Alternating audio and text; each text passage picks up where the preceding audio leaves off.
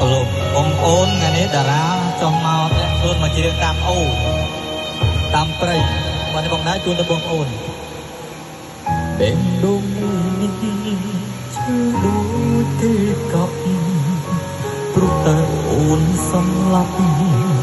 ស្នេហ៍យើងចប់រំលឹងទើបស្គាល់គេសំស្អប់បងដល់លឹងអូនដូចមនុស្សស្រវឹង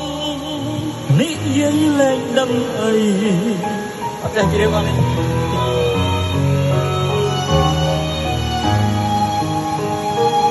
គេនិយាយ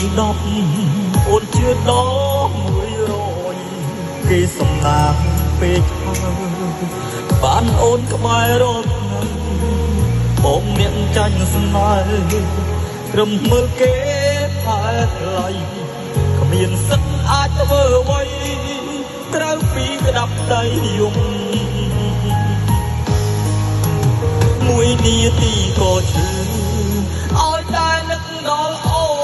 នបេះដូងលែងនៅខ្លួនធ្លាក់ដល់ដីក៏ពួចជ្រងវាឈឺខ្លាំងបំផុត